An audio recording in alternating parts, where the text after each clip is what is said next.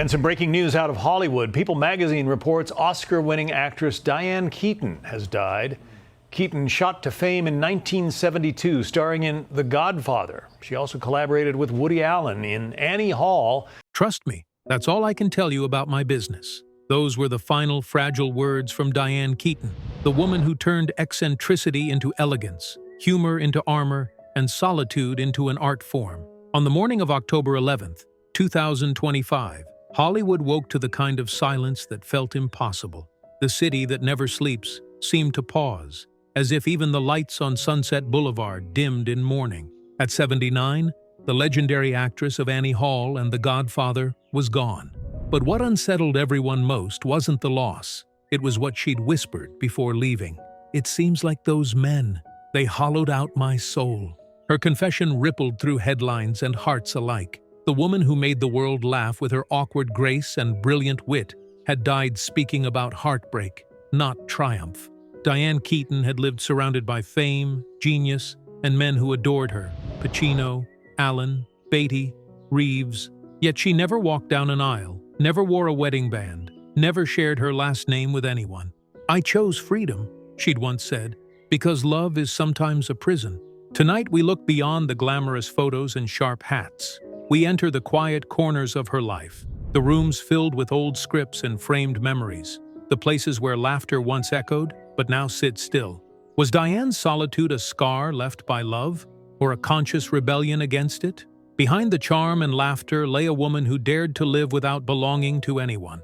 This is the story of Diane Keaton, the woman who had everything, except the one thing she never stopped longing for.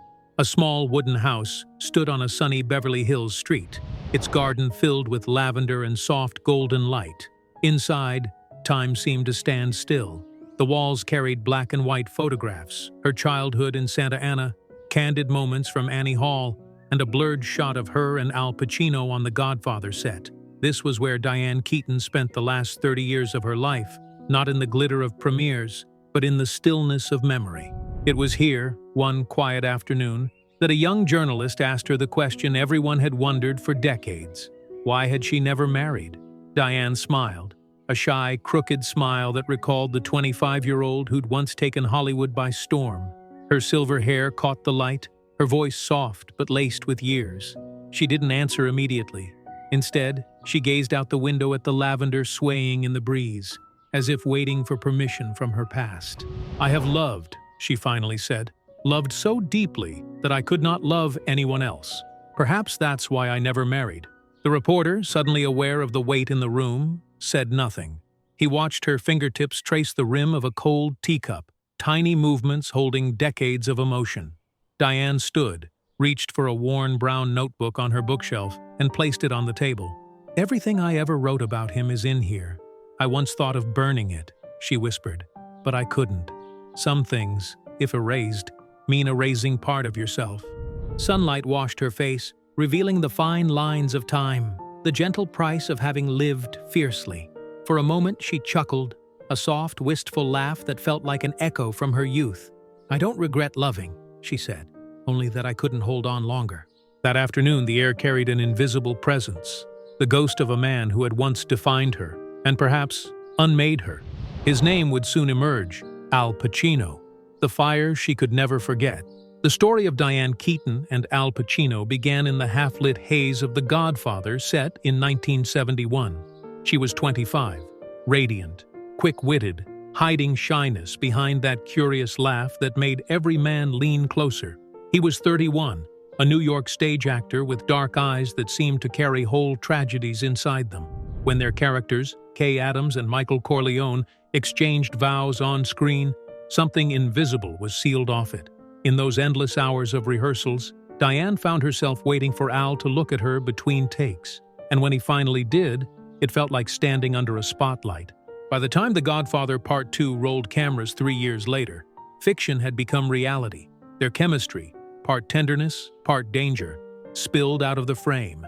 They were opposites bound by art. She lived through feeling, he through control. Their romance was filled with little rituals. She wrote him letters in looping cursive. He replied with scribbled notes from hotel rooms. She waited in Los Angeles while he vanished into method roles in Rome. Loving Al was like chasing smoke, she once joked. Yet in that smoke, she saw her only fire. Their love stretched through 15 years of separations and reconciliations. They were each other's mirror and undoing. Diane longed for stillness, a home, children, something to call permanent. Al, terrified of domesticity, drifted whenever she spoke the word forever. She gave him ultimatums he could never meet. In 1990, after wrapping The Godfather Part 3, she asked him to marry her. He looked at her with affection, then silence. It was the only answer she needed. They parted quietly, without scandal or headlines. Two souls acknowledging that love, no matter how fierce, could not rewrite their destinies. Years later, at her AFI Lifetime Achievement ceremony, Pacino stood before the audience, voice trembling. "Dee," he said, "you're a great artist. I will love you forever." She smiled through tears, understanding that some vows arrive too late but still last forever. Their romance left her scarred yet sacred, the benchmark by which every man afterward would be measured, and found wanting. Before Pacino, there was Woody Allen, the man who didn't burn her, but quietly shaped her. Their story began in 1969, inside a cramped New York rehearsal room for Play It Again. Sam, Allen, then a nervous playwright in thick glasses, watched as a quirky young woman walked in wearing oversized men's jeans, an untucked shirt, and a grin that disarmed everyone. She was unlike the carefully polished actresses he usually met. She was like a beautiful version of Huckleberry Finn, Allen later wrote. Charming, funny, entirely original. They fell in love not through grand gestures but through conversation. Hours spent wandering Manhattan, dissecting jokes, jazz, and philosophy. He adored her spontaneity. She adored his neurotic brilliance. When he wrote Annie Hall, he wasn't inventing a character. He was preserving her. The floppy hats, the nervous rambling, the hesitant smile. It was all Diane. The film won 4 Oscars and immortalized a relationship already fading. For a while, they were two minds orbiting the same thought. She cooked, he wrote. She laughed, he observed. Their apartment smelled of typewriter ink and burnt toast. Yet beneath the laughter brewed unease. Diane wanted flight. Hollywood, challenges, light. Woody wanted the safety of New York's familiar skyline. Their love, as she later admitted, felt like a tragic comedy. Funny in the moment, heartbreaking in memory. When The Godfather called her west in 1972, he refused to leave his city. She packed her bags with silent tears, knowing ambition was a door she had to open alone. They broke up gently, promising friendship, and kept that promise. Over the decades, they made 6 more films together, their on-screen chemistry maturing from lovers to kindred spirits. Even when scandals surrounded Allen, Diane never withdrew. "He's my friend," she said during the Me Too era, standing alone amid the noise. "I still trust him." It wasn't ignorance. It was loyalty, forged through decades of shared laughter and creative intimacy. To Woody, she remained the muse who turned his cynicism into tenderness. To Diane, he was the mind that mirrored her own restlessness. When news of her death reached him, the 90-year-old director issued a short, trembling statement. She was the most wonderful woman on the planet. It was the final line of a love story that never truly ended. Proof that not all great romances are measured by rings, but by the art they leave behind. If Al Pacino had been the fire that burned too long and Woody Allen the mirror that reflected her mind, then Warren Beatty was the storm. Seductive, thunderous, impossible to contain. Diane Keaton met him at the height of their fame, when Hollywood seemed carved in gold and lit by perpetual sunset. She was 32, newly crowned with an Oscar for Annie Hall. He was 41, already a legend whose name alone made studio phones ring. Their first meeting was cinematic itself. A charity gala in Beverly Hills, champagne flutes clinking, camera bulbs flashing like lightning. Warren Beatty walked in with that easy arrogance that only men who've been loved by the whole world can carry. Diane, in her tailored white suit and unruly curls, caught his gaze. He smiled, the kind of smile that promised danger and dinner reservations in one breath. "You," he reportedly said, "should be in my next film." She laughed it off, but within weeks they were inseparable. When he cast her as Louise Bryant in Reds, 1981, their partnership ignited. They fought and flirted through every scene, two artists obsessed not just with creation, but with each other.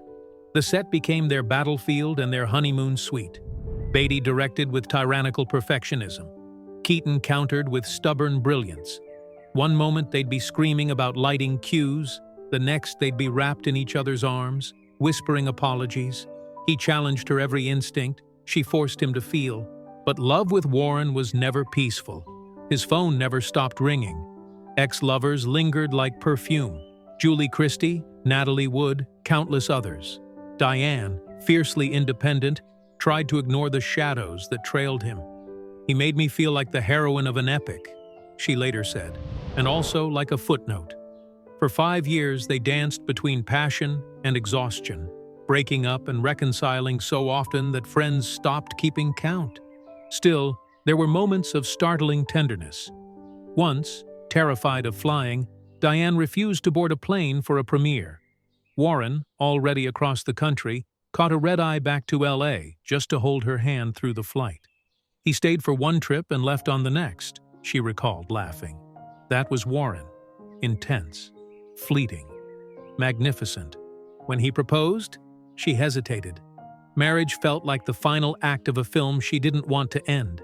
"He wanted to protect me," she admitted, "but I didn't want to be protected." Her refusal was quiet, not cruel, a declaration that love could exist without surrender. Their breakup in 1984 was inevitable, more sigh than explosion. She walked away carrying both gratitude and ache. Decades later, the storm softened into nostalgia. At her AFI tribute, Beatty stood before a hushed room, his voice wavering. Diane Keaton is a storyline full of surprises. She smiled from her seat, eyes glistening, knowing he was right. Theirs was a love that refused to follow the script. Messy, human, unforgettable.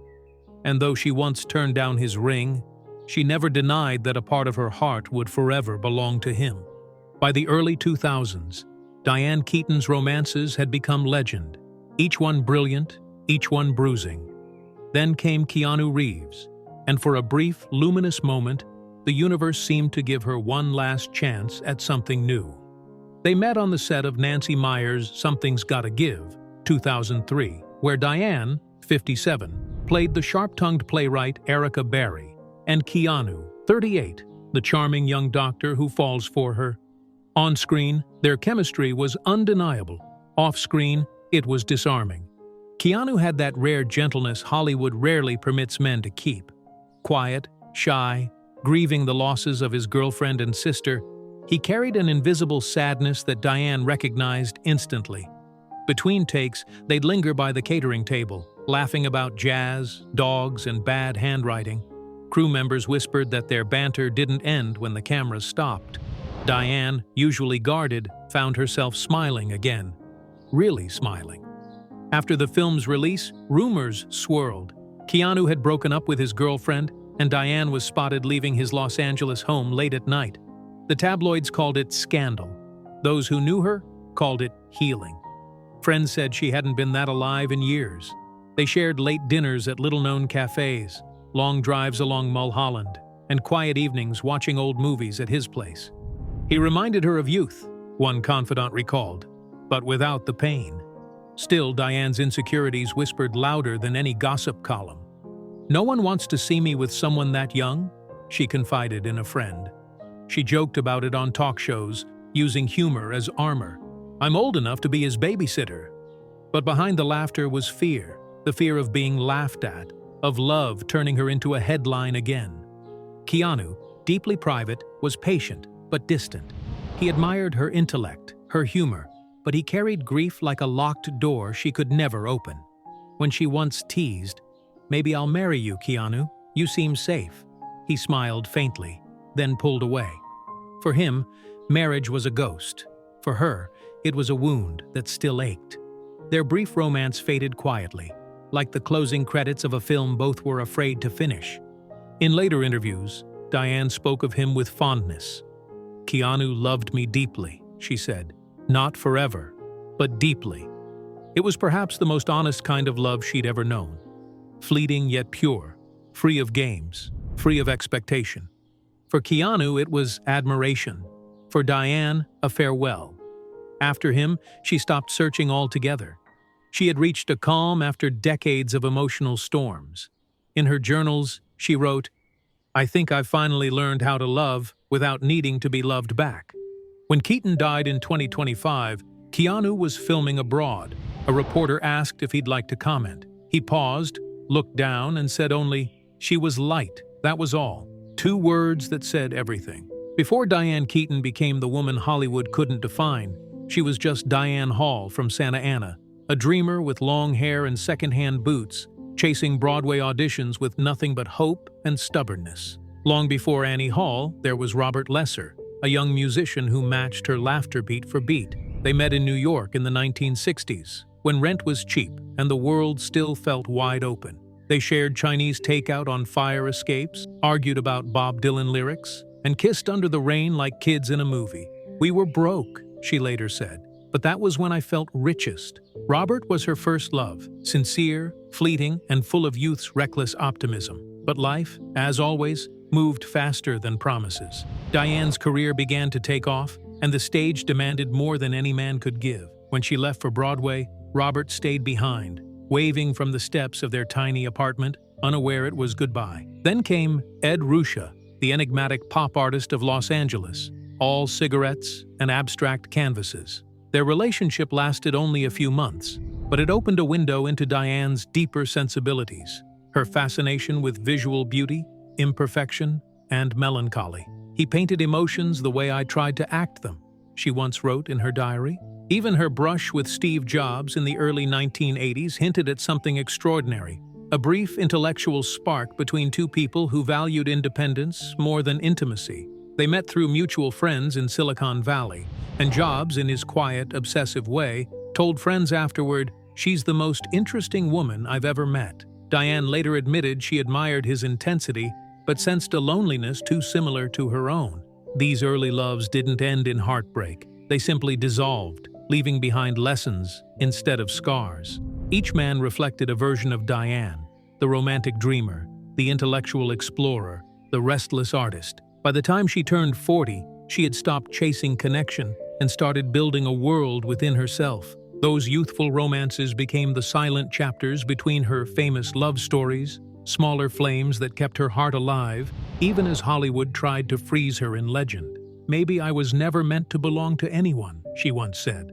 "I was meant to belong to moments." If love had failed her in every grand and cinematic form, Motherhood offered Diane Keaton something entirely different: peace. By the late 1990s, she was 50, living in her sunlit Los Angeles home, surrounded by books, photographs, and an aching quiet that success could not fill. "I realized," she said, "I didn't need a man to start a family. I just needed the courage to begin." In 1996, Diane adopted a baby girl, Dexter, a tiny bundle with curious eyes who changed everything. Suddenly, the woman known for her independence was waking up to the soft cries of new life. She learned how to make bottles between film sets, memorized lullabies instead of scripts, and replaced applause with laughter echoing from the nursery. "Dexter made me see the world again," she said. "Every sound, every color, every moment felt brand new."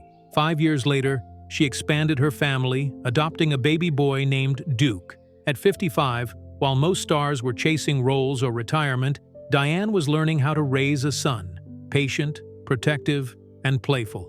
Her house became a chaos of Legos, piano lessons, and Sunday pancakes. Motherhood didn't just soften her, it rebuilt her. For the first time, she wasn't acting a part, she was living it. She transformed her garden into a playground, her study into a painting room, her solitude into sanctuary.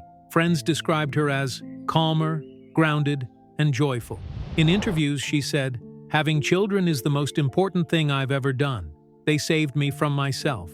Dexter grew up gentle and thoughtful, often helping stray animals, perhaps mirroring her mother's compassion.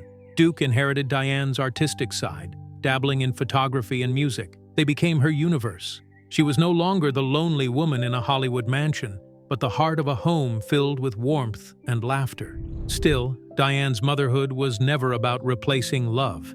It was about redefining it.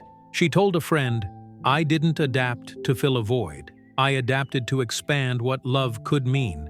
That distinction became her quiet legacy. When Dexter married in 2021, Diane walked her down the aisle in a cream suit and wide-brimmed hat.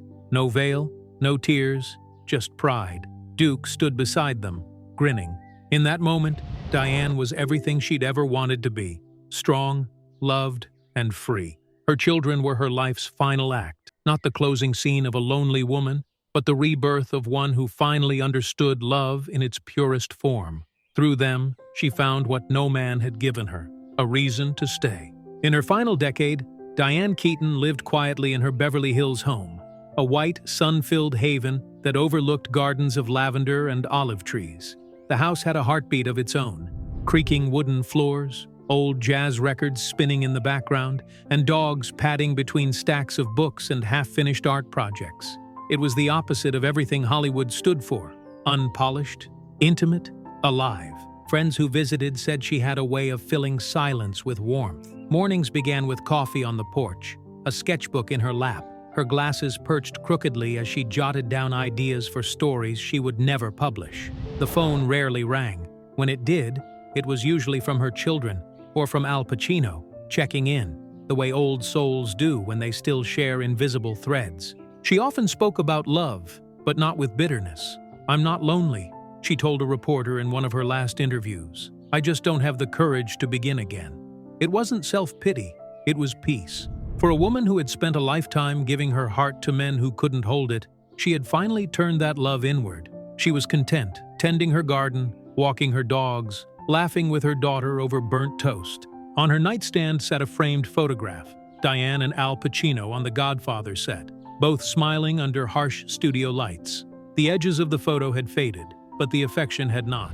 Her daughter Dexter once said, "Mom never talked much about the past, but she'd sometimes look at that photo and smile, like she was remembering the part of herself that still lived there." In solitude, Diane found something greater than companionship. She found herself. She stopped chasing love as a destination and began cherishing it as a memory. To the world, she was the woman who never married. To those who knew her, she was the woman who never stopped loving. Peace, for her, wasn't the absence of love. It was what remained after it. October 11th, 2025. The morning air in Los Angeles was unusually still. Outside the Santa Monica Hospital, cameras waited for confirmation of what fans already feared. Inside, in a quiet, private room filled with soft light, Diane Keaton was surrounded by her two children. Dexter held her mother's hand, whispering, "You can rest now." Duke stood near the window, his face half in sunlight, silent, strong, breaking inside. The doctors had called it bacterial pneumonia, a simple phrase for something cruelly fast. Within days, her lungs had weakened. She'd fought harder than expected, her humor flickering through even the worst moments. "This isn't how Annie Hall would go," she joked to her nurse. But behind that laughter was fatigue. When the end came, it was gentle. No dramatics, no final spotlight. Her last words were soft, almost conversational. "It seems like those men, they hollowed out my soul." Then, after a pause, "But I'm grateful, because emptiness means I loved enough to be left with it." By afternoon, the news had broken. Hollywood loses its heart. The world says goodbye to Diane Keaton. Tributes flooded in. Al Pacino, trembling at a press conference, said, "She made me believe in love again, even when I didn't deserve it." Woody Allen, now living quietly in Paris, wrote, "She was the most wonderful woman I've ever known." The muse who never stopped being real, Warren Beatty, sent flowers with a note that read simply, "Thank you for saying no. It made me love you more." Her funeral was private, just as she'd wished. No red carpet, no photographers, only a handful of close friends and family. They gathered beneath the oak trees of Westwood Memorial Park, where sunlight slipped through the leaves like blessings. Nancy Meyers spoke of her laughter on set. Francis Ford Coppola called her the living heartbeat of an era. When the casket was lowered, Dexter placed a small photo inside, the same one from her mother's bedside, Diane and Al, forever mid-laughter. For her children, the loss was immeasurable, but peaceful. "She taught us that love doesn't need to last to be real," Dexter later said. "It just needs to be honest," Duke added quietly. "She lived exactly how she wanted, fearlessly, kindly, freely." In death, as in life, Diane Keaton refused to conform to Hollywood's script. She left behind no scandal, no regrets, only stories, laughter, and the unmistakable feeling of a woman who lived with courage. Her home was preserved as she left it, journals stacked neatly on the coffee table, her signature hats on a wooden stand, a scent of lavender lingering in the air. Her final interview, recorded just weeks before her passing, surfaced later. Sitting in her garden, wearing one of her wide-brimmed hats, she looked into the camera and said, "I loved fully, perhaps too fully, but I don't think we ever lose love. It just changes shape." Those words became her epitaph, etched in quiet grace. She chose peace, not because she was tired of love, but because she had finally found it within herself. And so, the story of Diane Keaton ended the way it began, not in tragedy, but in truth. The woman who had played everyone's muse, everyone's dream, everyone's heartbreak, finally became her own happy ending. In the stillness of her final breath, she reminded the world that even in solitude, love endures. It lingers in laughter, in photographs, in the way the sunlight hits an old wooden table, forever, quietly, beautifully alive.